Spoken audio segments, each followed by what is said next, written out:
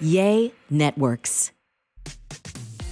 Welcome to the Great Girlfriends podcast, where we discuss life, love, laughter, and everything in between.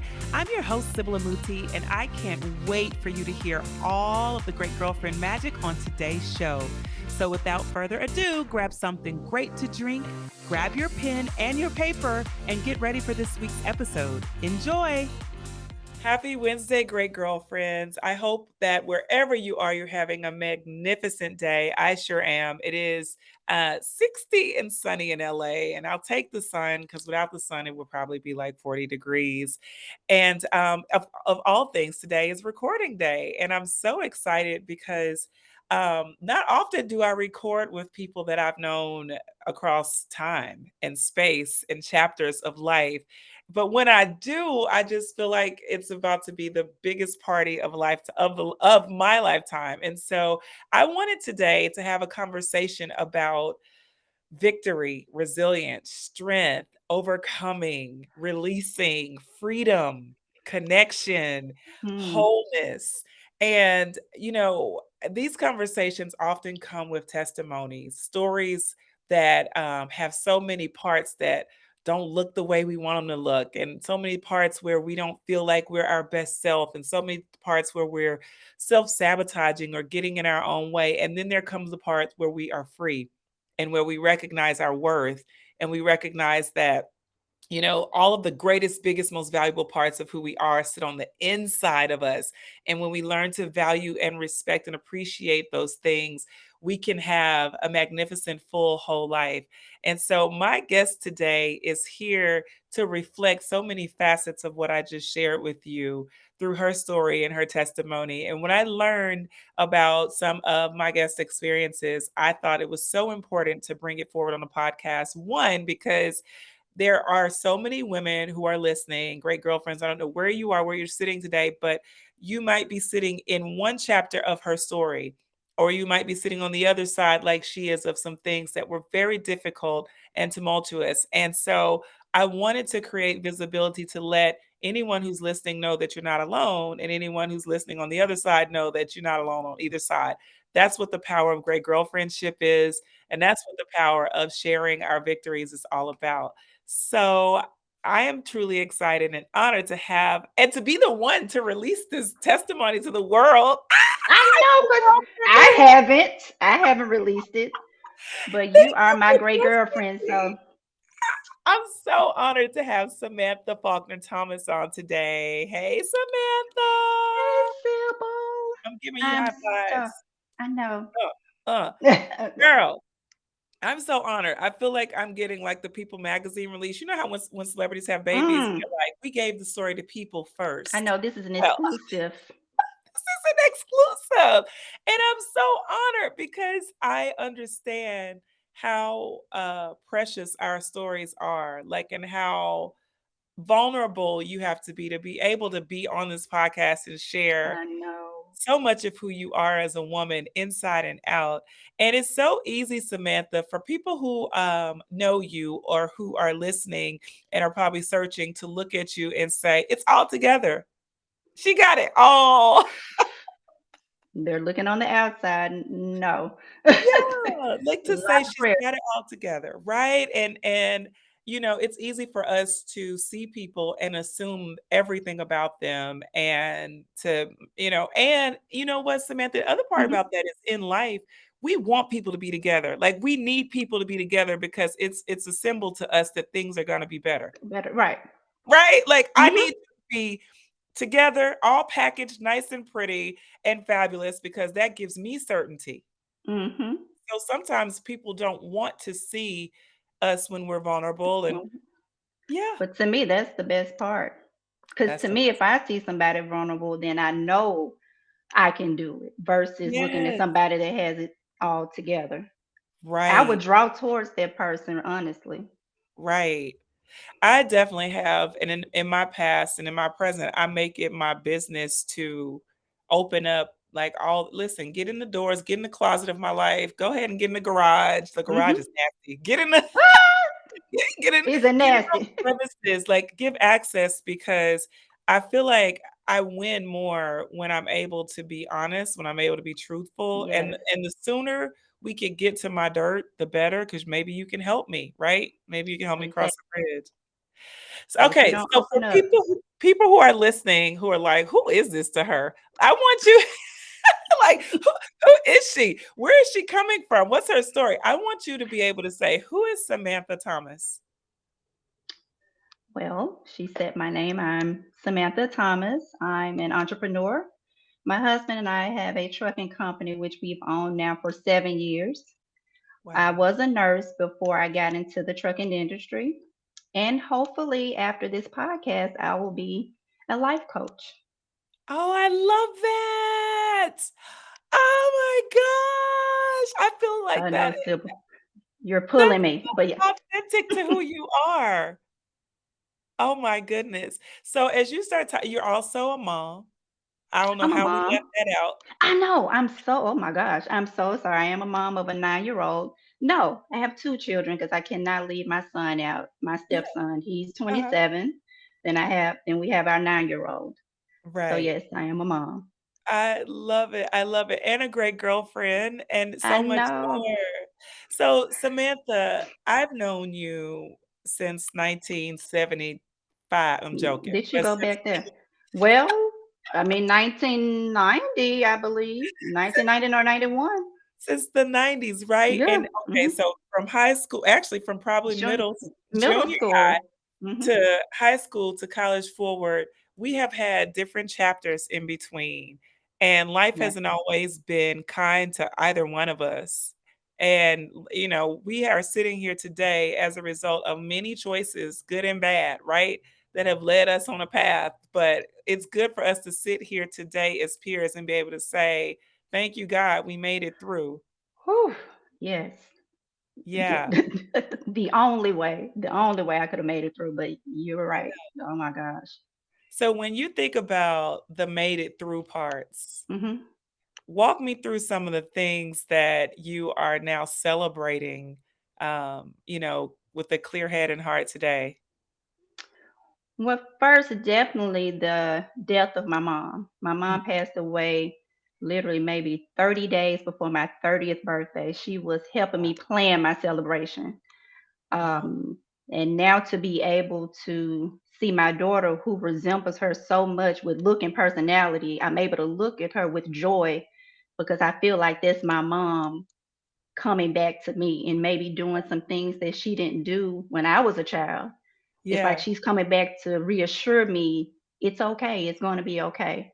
So these days I'm able to smile, not Yeah. cry all the time when I think of her, remember her name. So overcoming that is something, and definitely my testimony to be able Mhm. to come on here and talk about it, from what I went through is a joy as well. Yeah. It's interesting because, when my first experience with I mean, I can say I had grandparents pass, had other family members pass, but to lose a parent, that grief was like my no one told me it was the brick of all bricks, right? And like It was. that one is one that takes you places that you've never gone or would ever want anyone else to go through, right? It's like you don't get to define how you're gonna be reshaped as a result of that. You don't. And I end up taking off like a year from work. I end up Yeah. taking medical leave because I mean, with my mom, I'm not going to say I'm an only child, but my mom, it was just me. I'm an Yeah. only child to my mom. And I saw her 7 days a week. I saw her 5. We were Wow. together and did a lot of things. And then she ended up being sick, but in my mind, she was not leaving. Yeah. And when it happened, and it's been 16 years, but it still Wow. feels like yesterday. Yeah. So, no, nobody could tell me how to get through that. Yeah. What were some of the things that, sort of took place after and during that grief process for you? Um, well, definitely, anxiety set Mhm, in because, like I said, my mom, she did a lot for me, honestly. Even though I was almost turning 30, she was still my backbone. mhm. Anxiety, panic, just boredom. What am I gonna do now? Because she Yeah, was my everything. I wasn't married then. no children. So it was just me. It was just us. So that set in, and it developed. I was in a dark place for a while. Mhm, I did go through therapy, and some other things occurred. Of course, the anxiety, which led to the use of Xanax, mhm, which I end up using past the prescription. So basically, I'm just taking it to numb my feelings and numb the hurt, mhm, and that mhm, led to an addiction. mhm, mhm. So, okay, initially the connection with Xanax started for anxiety that was tied to your mother's passing. Well, actually, I can go back before that. It was tied to an experience that I had. Mhm, Um, let's say high school leading up to college. It was experience I had with the person I was dating at the time. mhm, So I was developing all of these panic attacks and anxieties, and didn't know where it was coming from. And I went to the doctor, and of course, the first thing they say, "Here's a prescription. You have anxiety." So I was prescribed two different things. I was prescribed Paxil, which I mhm. was to take every day, and the Xanax was as needed if an anxiety attack came, and it works like in seconds. But Wow. I was having hallucinations, which was crazy, off of the Paxil. So when I returned to the doctor, they switched that one out, but they still kept the Xanax, as needed. Mhm, Well, I had another hallucination incident with that one. So at that point, the Xanax just became my everyday drug, and it was only supposed to be used a short term, and I mm, ended up using it for 15 years. So once wow. I got through that hurdle, then here comes 2007, my mom passed. I'm like, Mhm. okay, I'm numbing myself. It's like every time, an event something happened to me, I'm Yeah. taking, and it got to the point, you know, oh, you're getting on my nerves. I'm taking it. So yeah, it Mhm, it it got to the point I'm just carrying it every day and using it if I felt like something was going on. mhm. So wait, so this started before your 30th birthday, but hmm it spanned how long were have you, did 15, 15 years. 15 wow. years up until I was able to get off of it, which was 5 years ago. So yeah. Wow. Samantha, Mhm. okay, so I have so many questions because I know for a fact that there are so many people listening, or some people listening really who can relate to that experience and who have not found their way out of it. I want to know when you started to use it, like you said, it was initially for the anxiety or the attacks, but then it became more like A this calming. situation is irritating Mhm, me. mhm. Yeah. At It this was point, my calming joy. It was wow. my everything. I'm not kidding. It was my everything. I woke up 8 o'clock in the morning, peel, 12 o'clock, peel, 4 o'clock, peel. So you can just imagine what I Yeah, looked like throughout the day. You could yeah. you could throw a brick at me, and okay. I mean, yeah, it Wow. was So you were it helped me out. cognizant in other ways, meaning, like, you were able to show up for work, you were able to I function, did. I did. I like was functioning. I was functioning, but I'm telling you, the moment that it was taken from me, I knew that I was definitely dependent on it. how did you know? I I flipped out, and I had every detox symptom that you can name. The Really? stomach aches, vomiting, getting dizzy, just I can't believe. I mean, I really hated it for my husband because he was there when it happened. They had to tell him, just go ahead and leave. We got him. Wow. So I knew at that point, I said, "Oh yeah, I'm very dependent on this." How did you know it was time to take it away at that point? Well, let's say I didn't know. Well, it was a twofold thing. I'm not going to say that.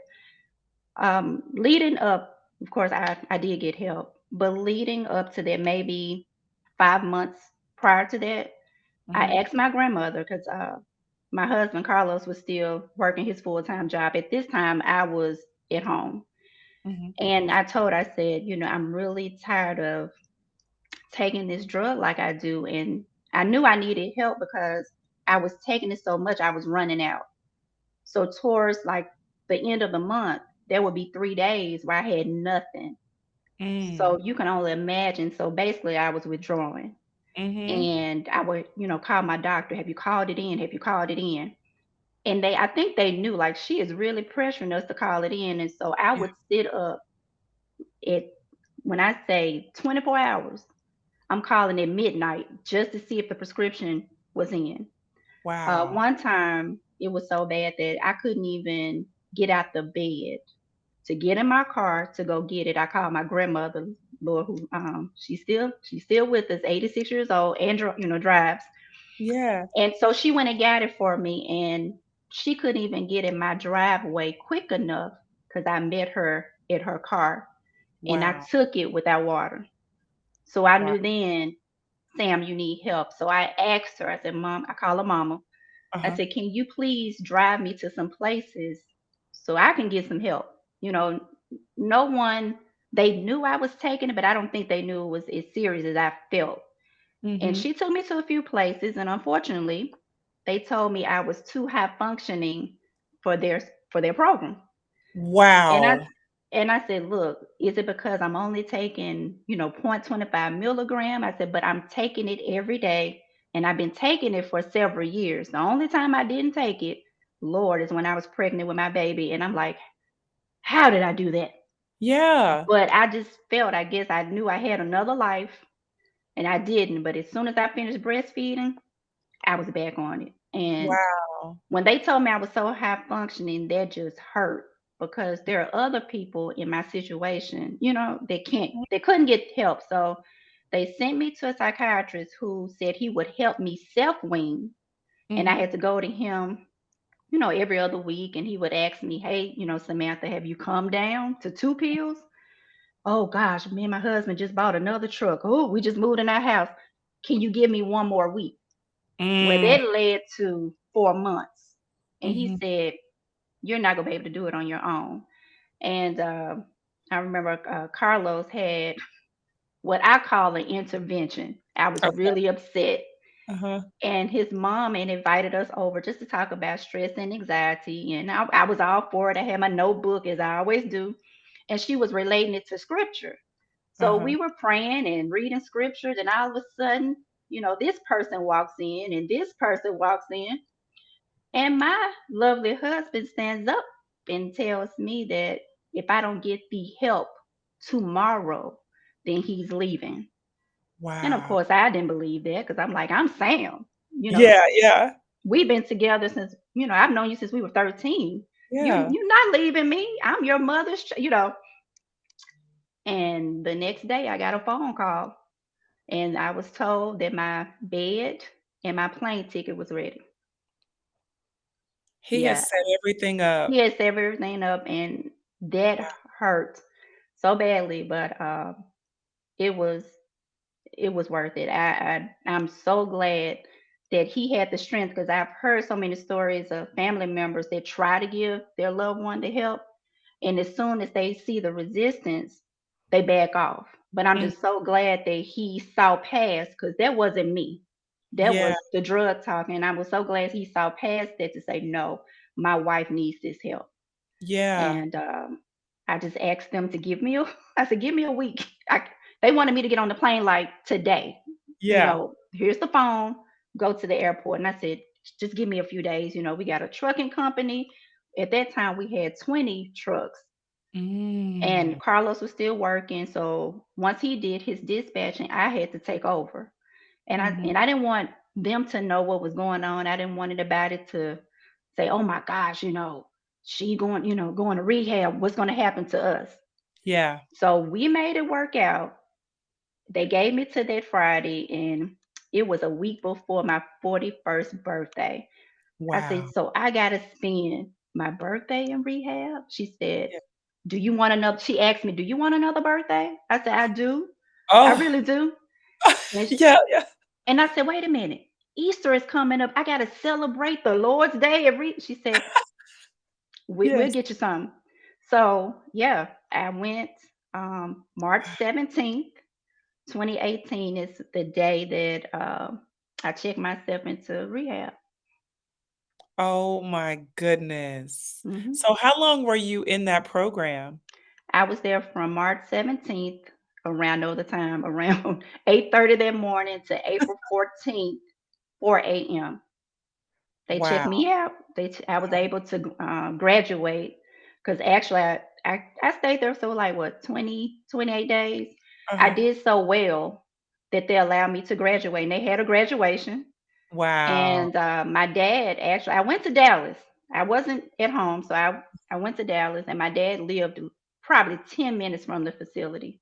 Oh, wow. And yeah, so he drove me to a midpoint and Carlos picked me up. But yeah, I asked him, I said, look, can I leave at any time? So they let me leave like at 4 o'clock in the morning.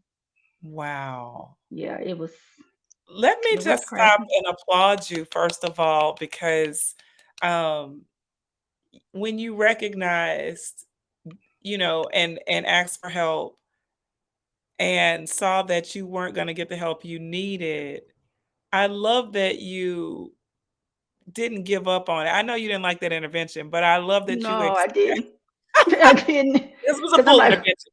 That was a whole intervention. yes, a He didn't whole call all the intervention. scriptures in, he got family. And then they say with intervention needs, you have to have an aggressive ultimatum, something You that is do. going If he him didn't feel, saying, but "Oh my gosh." I would not have. I definitely would not have called because he called American Addiction Centers. I Mhm, know I would not have called. It mhm, definitely would not have gone to Dallas. So mhm, mhm. I'm really grateful that he saw that and did it because I, I probably would still be in the same rut Yeah, today, or no yeah. telling. But yeah, I'm really glad he did it for me. Honestly. That is so much love. That type of love is what I wish for every single listener and human, that you have people that will advocate for your highest potential, even if it means making the relationship just a teeny uncomfortable for a period, because that hurts him too to have to make that choice and Oh support you being yeah. away from home. But you know what? I have so many questions. All right, so let me my first question is, what did you learn about yourself in rehab? What did that month teach That you that you I didn't know? can do anything. I can Mm, do anything. yeah, I'm just stronger than what I think some days. yeah. Cause some days I feel like I'm so weak. Mhm. But when I look back on what I did, I'm like, wait a minute, Sam, you were in a facility, not just you. There were 100 other people in this same facility. Not only that, you had a roommate that you did not know. I Wow. had two roommates. One was addicted to Percocet, and Uh-huh. the other one was addicted to meth. Wow. Don't know them. They don't Yeah, know me. We couldn't lock our doors. Everything you probably see on TV was true. There was only one television per floor. So that oh, means you have to hurry up and get to the TV if you want to watch something. So just to say I didn't watch anything for the entire time. You yeah. only had so the first 5 days I was there was your detox time. I Okay. couldn't talk to anyone for 5 days.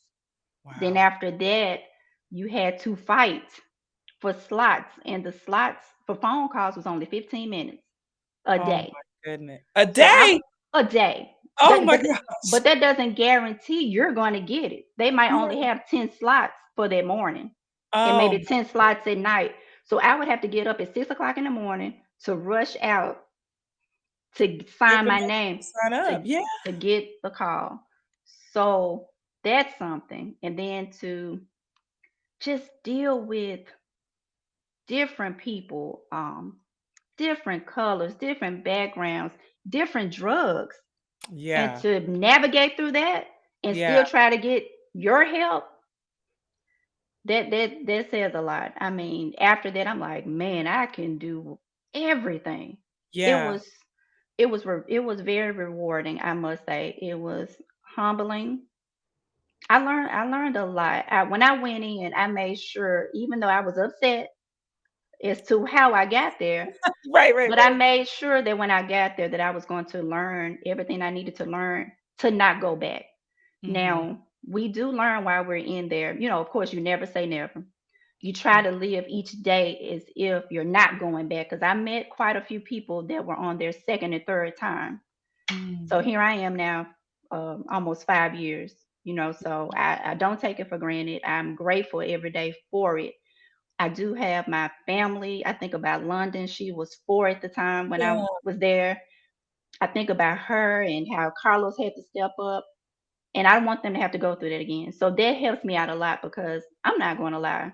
There are so many days that I still taste the drug. I still can taste the Xanax. Wow.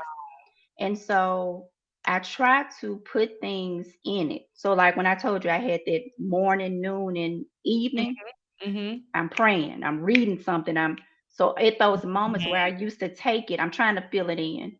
And so Yeah. now I've come to love like bitter fruit, like cherries, because I'm trying to get that taste out. So there's still some days that I crave it. So Yeah. I'm still working. But Yeah. I'm just trying to do the best I can to not go back. Wow. Samantha, that's so big because, most of the time when we have those lows or we have those moments, and if you're right, if for anyone who's listening, if you sit in it long enough, you can recall a habit that comforted you that is no good for you. But I mean, And it could sometimes be any habit. yeah, Yeah, you could call an ex-boyfriend, you can eat a food, you can watch a show, you you can can self-destruct. shop.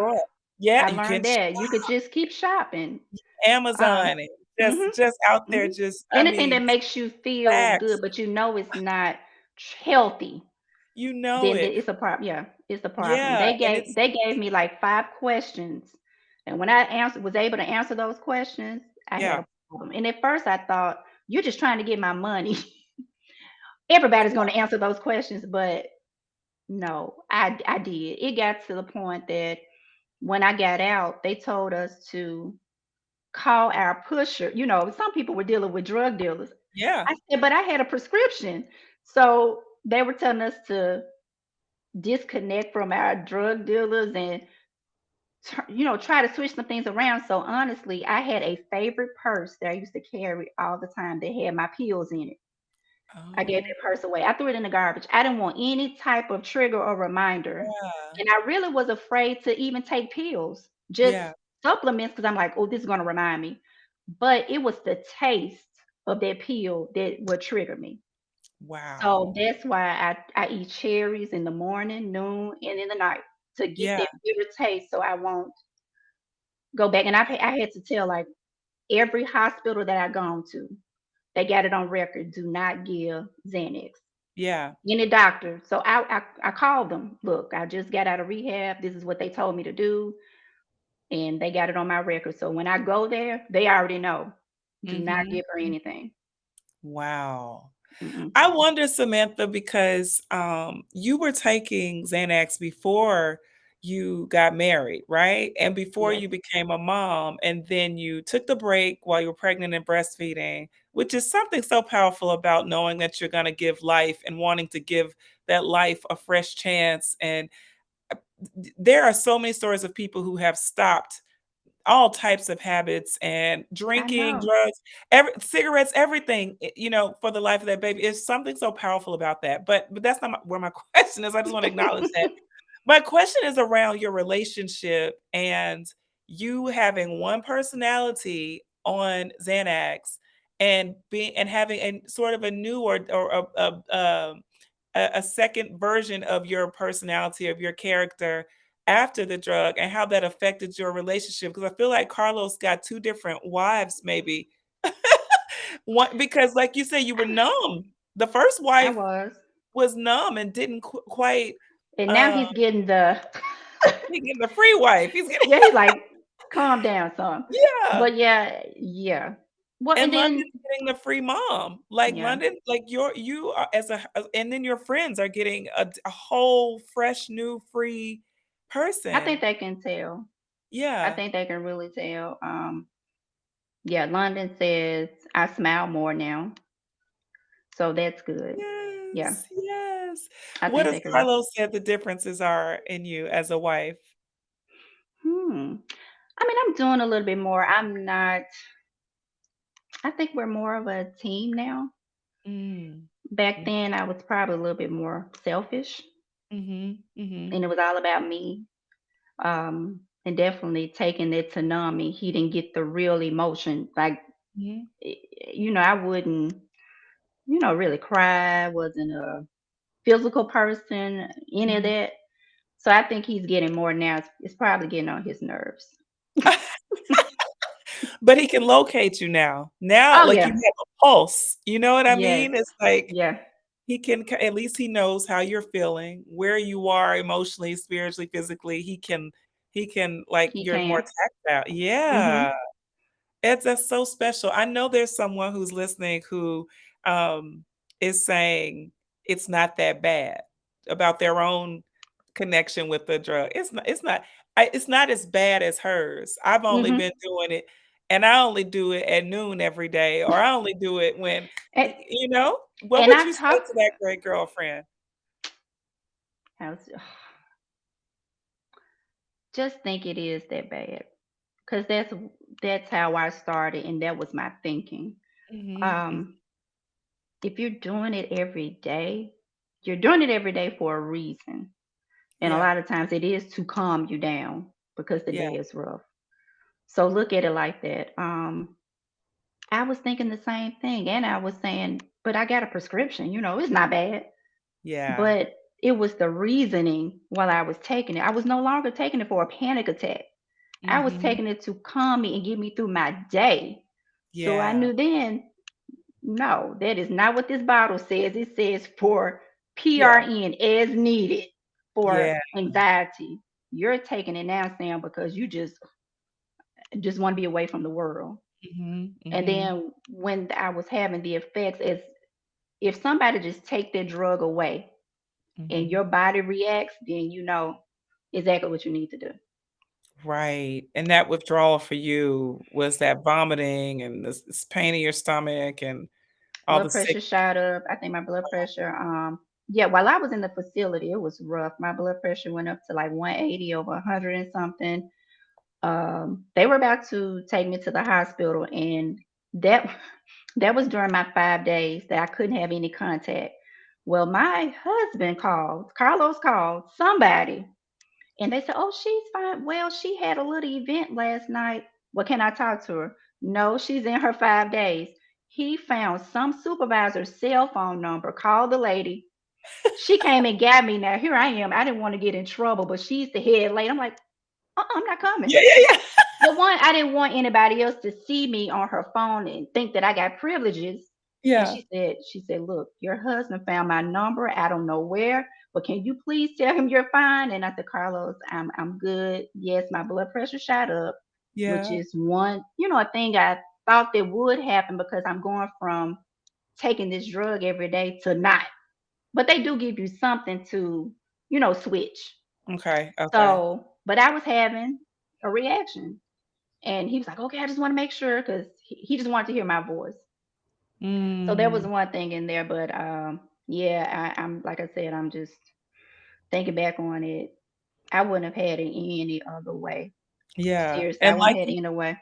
you just said something so powerful. What if it is that bad? Like, what if what a listener may be discounting as just a little something to get you, take the edge off, is something that has a long-term addictive effect that is disrupting your entire quality of life, and you're not able to be the fullness of who you are. Like, I love that you said, "What if it is that bad?" And if you realize that once you've gone through the process of rehabilitation or of treatment that it wasn't as bad, cool, cool, right? Exactly. But go through it, do Go something, get through. some help, find Yeah, somebody. yeah, You can even go to. I went to like the Narcotics Anonymous meetings. That's yeah, synonymous to AA meetings. yeah, You can go to those. yeah, Find someone that's dealing, well, you're not thinking you're dealing with it, but find someone and maybe they can tell you that it's a problem. But if yeah, you do have to take something or do something at this certain time every day, yeah, it's a reason for it. yeah. Samantha, I mean, so many questions that I have because I want to know about some of the shame and stigma that was tied to the habit, and even after, like, was there a period of shame? Was there anything that you felt, insecure about in terms of even sharing your story because people know you as being so together? And even with that, I want to clarify that is so important for people to understand that that being vulnerable and being human, you are still well packaged. You are well Mhm. packaged when you are in process.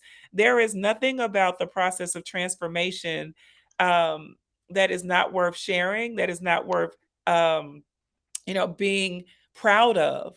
And Right. in the moment, it's easy for us, we look at the caterpillar turn to a butterfly and people go, yeah, you know, people talk about it all the time, but that human transformation, oftentimes emotionally we'll go, I'm ashamed. I feel, I want to hide. I want to know if you went through that at all and how did you get yourself out of that? Honestly, yes, I went through it, but I thought other people were ashamed of me, but they weren't. Wow. Like I've shared the story with you and my other great Yeah. girlfriends. I had kept it from some of my family. They were more concerned, like, why did you hide it? I really thought that people were going to look at me differently. That I really thought that our business was going to fail because Mm, people found out that mm, I went through that. But honestly, I think it's helped because mm. now they see, wow, they've done all of this and look, Yep. where they are now. And she went through that. She went and got help at the Right. prime of her trucking company, the Yeah. prime of it. Like we were only in business a year Wow. and I left. So Mm-hmm. I think that has changed a lot of people. It was me, really, who was holding this shame, wondering how I was going to be perceived.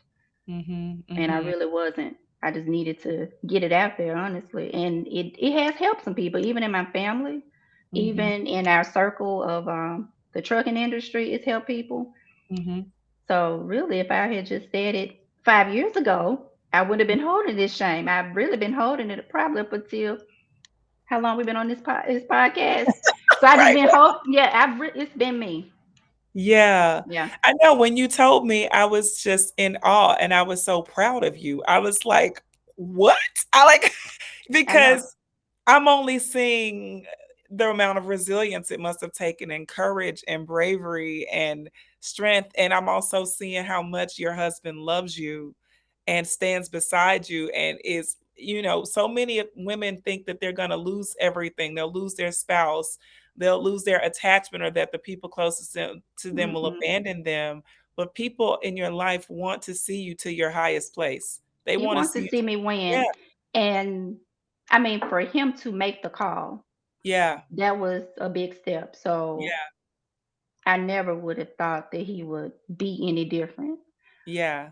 But it was me, and I just think if people tell their truth and what they're Mhm. going through, you just don't know the ears and the amount of people that will help you if you go ahead and tell it. So like I said, I'm helping people now that I'm speaking it that I Yeah, was just holding in and being shameful, but that was selfish of me because I was given this test to have a testimony for someone yeah, else. yeah, So when you yeah. think of it like that, there's Mm. no shame at all. No, there's no shame. Mm-mm. I know. You know what's so interesting? So I tell people all the time, I mean, I could be eating a lollipop talking about, so, I've been through sexual assault. I was depressed for 3 years. I wanted Mm-hmm. to take my life. I was heavily, heavily hooked on alcohol. And they're like, but you're smiling. I'm like, because I'm so far over. Like, I'm able to say it so liberally. And I know I'm Yes. like gut punching people in the moment. They're like, What? what? What? Yeah, it's just so much for them, but I'm like, I carry it so lightly now because I'm so free. And my job now, I feel like I'm a freedom fighter for anyone who has gone through Yes. any of those things and feeling stigmatized. I'm like, girl, let me help you get to the other side of that quick I fast. Like, know. Still, but it's so crazy. Carlos and I were at a birthday party with London. uh-huh, And we sitting there, kind of waiting for the party to be over. And all it takes is a conversation about sports. So uh-huh, Carlos and one of the guys start talking sports. Now we are there an hour after the party is over. uh-huh. And so the kids are playing. And then the conversation came. He got a phone call from rehab for his brother. Wow. Uh-huh. My antennas went up.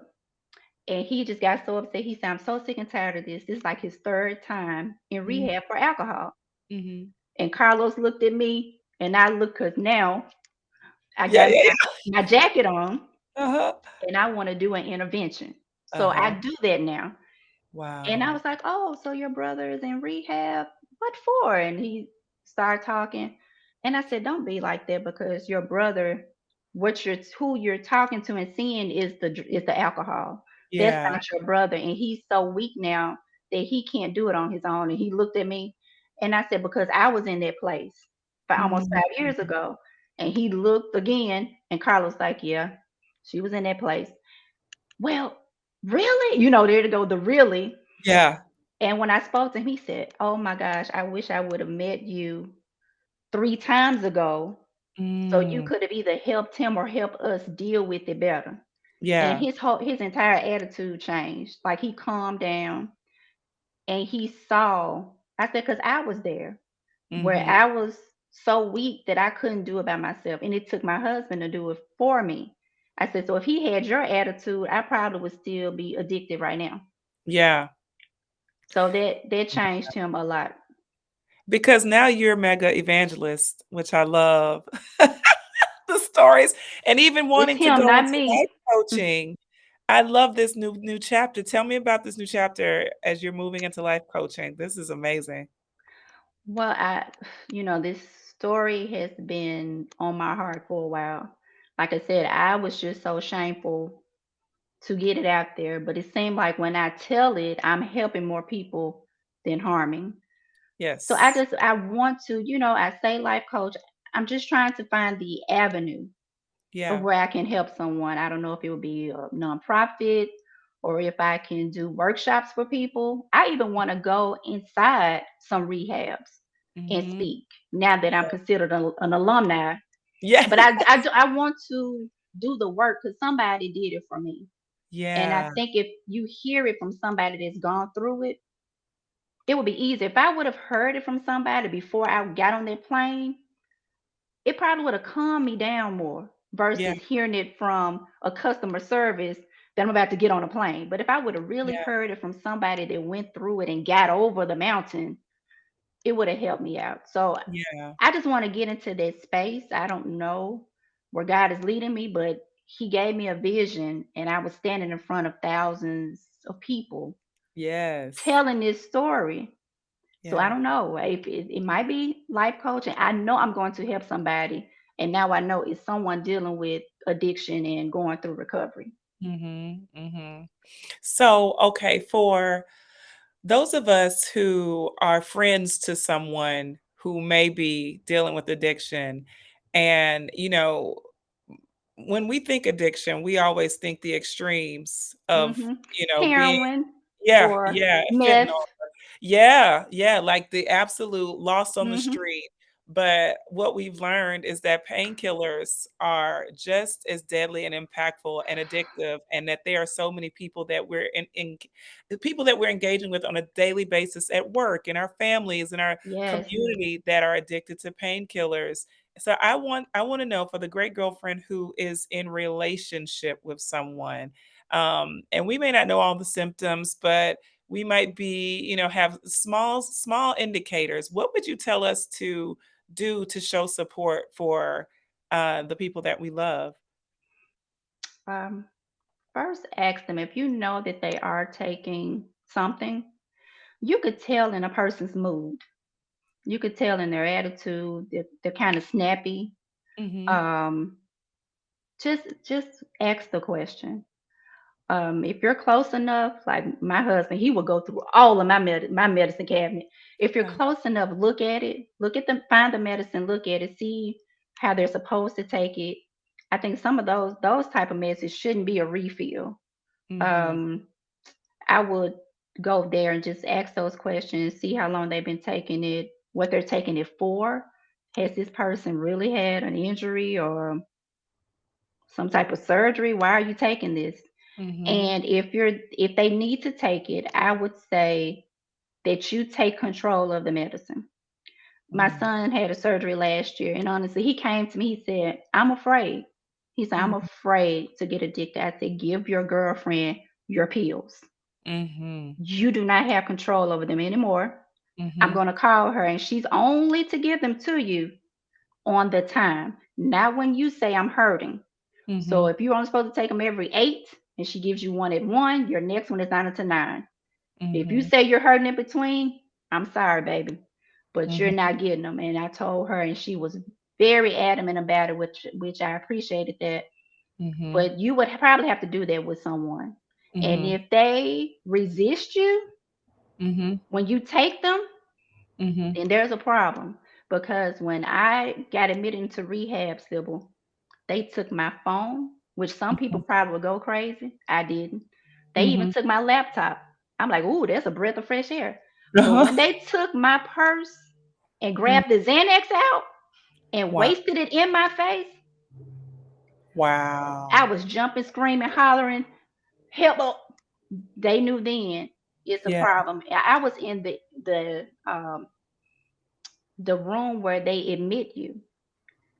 They had the admissions room. They had to call the nurse to come downstairs and go ahead and do my detox right then because I was just flipping out. So Wow. when someone becomes resistant, like my son, he wasn't addicted. He said, "Sure, I give him to her." But if somebody asks the question, "Well, why you need to have it?" or "But," then Mm. that might be a sign of a problem. That's a great indicator. I'm actually thinking of a person that's so like you're talking like a Hmm. person just danced across my mind that I need to check in with. Hmm. Okay.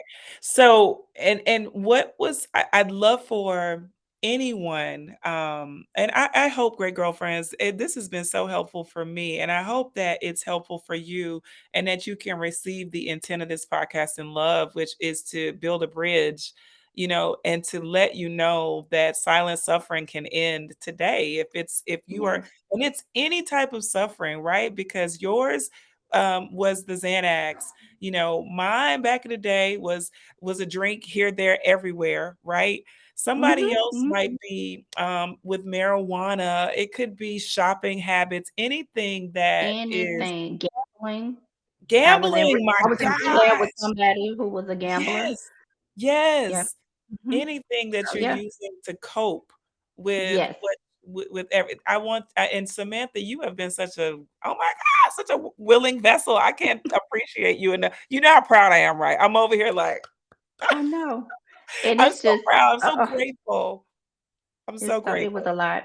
It was a lot, but like I said, I feel like he gave me that test for someone else. Yeah. Because I know So some people they probably wouldn't look at it. Even I have an uncle who was prescribed Xanax, and his response was, it's just Xanax. But it was more than just Xanax to me. right. So some people do blow it off, but I know that I went through that for a reason, Yeah. way bigger than Sam. And like you said, it's about your personal relationship with this thing. It could be Hmm. cookies. It could be soda. Sugar is great. Yes, Sugar. Yeah, it could anything be to cope, anything. Yeah. anything to cope, It's your anything to cope. personal relationship, the emotional attachment that's tied to that. For the person, the great girlfriend who is now checking herself, and she's starting to feel maybe worried that she hits the checklist and like there is something there. I want to know what you would say to affirm her, as she begins to take, a step. What is something that you could say to really affirm her and let her know that she's gonna be just fine? You are going to be fine. Um, Yeah. I mean, from 15 years, if I dealt with that for 15 years, being chained and shackled, Yeah. and went through 28 days of help, and now I'm on the other side 5 years. Yeah. It's almost a no-brainer to me of 5 years of freedom and Yeah. feeling and not worried about my little bottle anymore and if the doctor's going to call it in. So if my great girlfriend is thinking and like I said, is hitting the checklist and knows that might be her, I say today you need to try to get some help. You might Mhm. not have to go to a residential like I did. They do have what they call outpatient help, Mhm. Mhm. outpatient therapy. So you might have somebody that's strong enough to do that outpatient where they can do it themselves. I just wasn't. Yeah. But try to get something. Try Mhm. there. That would be a great first start from somebody. You might can do the outpatient and see how that goes. And if that don't work, of course, go to residential, but try somewhere.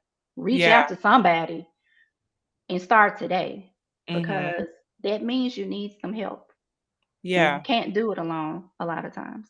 Yeah. Yeah, and it doesn't matter where you are in your career, in your life. I will share really quickly in 2020, my father passed in August of 2020. So it was, and he passed from Parkinson's, Mhm. complications related to Parkinson's. But earlier in the year, this is pre-COVID, which was very early in the year, that January, I started to feel depressed around the fact that he was ill and that I knew he was passing. I knew that it wasn't, I knew in my being that something was happening soon. So, but being that I've had depression before, I've dealt with depression, I felt very alarmed at the ways that I was feeling. I had gone through therapy in the past for grief or different things related to life. Um, but this was a different feeling. And so I didn't call a therapist, I called a psychologist. I Googled, went to psychology to Mhm. get today. I tried to find Mhm. someone that matched my beliefs, my values. I found a psychologist and I called them. And I had already self-diagnosed. I was like, so hi, I have depression. Uh, Mhm. Because you knew I how need a you I felt. need Yeah. a happy pill. I told him specifically. I said, "If there Okay. is there a happy pill?" I've never Mhm. taken pills for depression before, but I said, "Is there a happy pill? I would like to take, a pill for this because I need something because I'm feeling grief and I don't know how Yes. to manage what I'm feeling right now." So he said, "Okay, great. Thank you. Glad you think you need a pill. Let me evaluate you."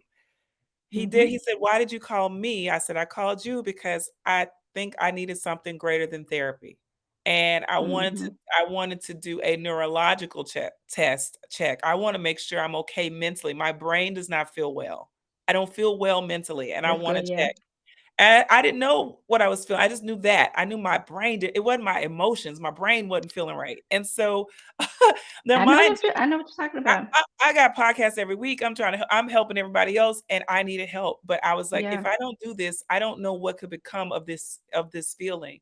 So I did the evaluation, and he was like, "Yeah, no, you have minor depression, and cognitive behavioral therapy will Mhm. help Will you. help. Yeah. I'm not giving Mm. you a pill." I was angry. I was like, "I want a pill," because I really You thought wanted something I like. wanted something just to Yep. knock it out. Yeah. He's like, Yeah. "No, if I do that, you won't learn how to respond properly when life hits you with things that Mhm. don't go your way. So I need to give you these The tools response first. mechanism. Yeah. Put this in place. If this does not work, then we'll escalate to something more." And Mhm. sure enough, I would talk to him on the weekly. We were going through cognitive behavioral therapy. And I was telling everybody at that point, I became an evangelist. I was like, maybe you need a psychologist. Listen, if what you're doing is not working, escalate it. But don't Escalate. Yes. sit with it. Mm-mm. The Don't point is, sit. don't sit with it. And so No. I just want to leave that with every single one of you. I mean, you would have thought, okay, life's going great. This was, pandemic did start to happen in the middle of all of that. But on paper, you would have wondered why I was seeing a psychologist. But I didn't feel right within. And I felt Mhm. okay knowing that I needed to escalate to someone else. Samantha was not feeling right within enough to know that she needed to go to the next level of help and Of support. help. Yeah. Also, we can be right within, not so we can show up and pretend to be something we're not, Mhm. also that you can be the person you are. Like, you can Yes. really be her, the one who on paper looks great, well, you can look great internally. So I want to just encourage people who are saying, I'm in the middle of my life, people gonna judge. I'd rather be judged and criticized for being healthy and whole and standing up for myself than Mhm. to not have life because I didn't know how to manage Worried the about people. Yeah. Right, and so this is all about that freedom to make choice. And Samantha, Mhm. I can't celebrate you enough, girl, because you made the choices and you're living them out. And as you continue to evangelize this freedom that you have right now and this deliverance that you have and open the door for so many other people. I know the stage and I see what you see. And I'm here to cheer you on however I can because I do believe that there are more people suffering silently from this than we Especially know. now. The Especially mental now. health crisis that we're Yes. dealing with in the world, and it's our responsibility as people who are sitting in our free being to help other people get there. So I just want to thank you. I want to thank you so You are so welcome. This podcast could last long because we did talk about like go into like rehab. So we're gonna have to talk about We rehab gotta one day. come back and talk about it Oh yeah, because I because that was a know. journey. That was a major journey. Yeah, yeah. Listen, there's space for us to talk about it. I want to celebrate your anniversary, It's and the I just, yeah, 17th. and I want to just tell you how much I'm grateful. I want to say it on behalf of the Great Girlfriend community. I know you're not on social media, but I do want. I'm there. I'm there. Okay, you hang out occasionally, but I Yeah, I just do hang out.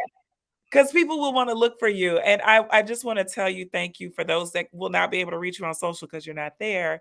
Thank you for sharing No, this. you're And part welcome. two, we're going to talk more about what that rehab and the healthy choices look like from that. Yes, you're Thank so you so much, welcome. Samantha. Oh I my God. appreciate it. I'm so glad that I decided to do it, honestly. You pushed me, but I'm grateful because it's I'm a going to help different kind of somebody pusher, else. right? You I'm a different You're the right pusher, but no, it was good because pusher. it's going to help somebody else Yes. get through whatever we call it DOC drug of choice, whatever their drug of choice is. I pray that this helps. Yeah, yeah. Thank you so much, Samantha. Thank you, great girlfriends, for listening.